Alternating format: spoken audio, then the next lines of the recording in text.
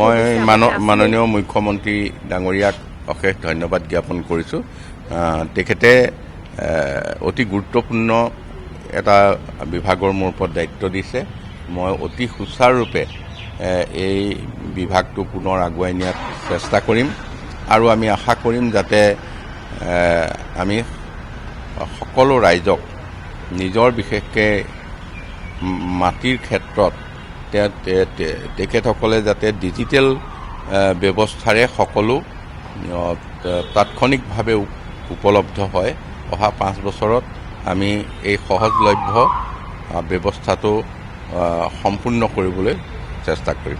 ৰাজহটো অৱশ্যে আপোনাৰ ভাগত আছিলে পূৰ্বতে, গতিকে যথেষ্ট অভিজ্ঞতা সেই সময়ৰ পৰাও আছে আৰু নতুনত্ব কিবা অনাৰ হয়তো ব্যৱস্থা কৰিব। নহয়, মই আপোনালোকক সকলোকে কৈছোঁ যে এইটোৱে কথা যে নিজৰ মাটি বাৰী সম্পত্তিৰ ক্ষেত্ৰত যাতে কোনেও ক'তো এটা কনফিউজ হ'ব নালাগে, ক'তো তেওঁলোকে কোনো ধৰণৰ অসুবিধা পাব নালাগে আৰু এইটো নিজৰ ঘৰতে থাকি তেওঁলোকে সহজলভ্যভাৱে ইয়াৰ ডিজিটেল মাধ্যমত ইয়াক উপলব্ধ হ'ব।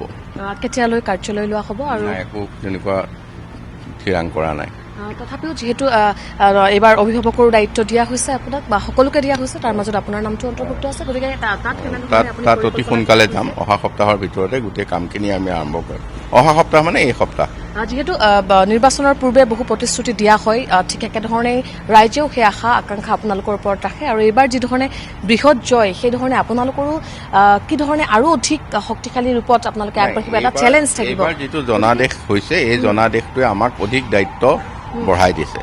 গতিকে সকলো সন্মান আৰু মৰ্যাদা ৰাখি আমি এই দায়িত্ব পালন কৰাত আগবাঢ়ি যাম। দুৰ্যোগ ব্যৱস্থাপনাৰ ক্ষেত্ৰত অতি সোনকালে গোটেইখিনি পৰ্যালোচনা কৰিম। আহিব লগা বানপানীৰ ক্ষেত্ৰত এইটো এটা ল'ব লগা পদক্ষেপ, গতিকে সেই ক্ষেত্ৰত আমি আগতীয়া যি ব্যৱস্থা সেইখিনি গ্ৰহণ কৰিম। ধন্যবাদ জ্ঞাপন কৰিছোঁ মহোদয়। আৰু এয়া আছিলে মন্ত্ৰী কেশৱ মহন্ত। তেওঁ ইতিমধ্যে 2টা বিভাগৰ দায়িত্ব কি ধৰণে গ্ৰহণ কৰিবৰ বাবে সাজু হৈছে সেয়া ইতিমধ্যে পোনপটীয়াকৈ আছাম টক্সৰ আগত মতামত ব্যক্ত কৰিছে।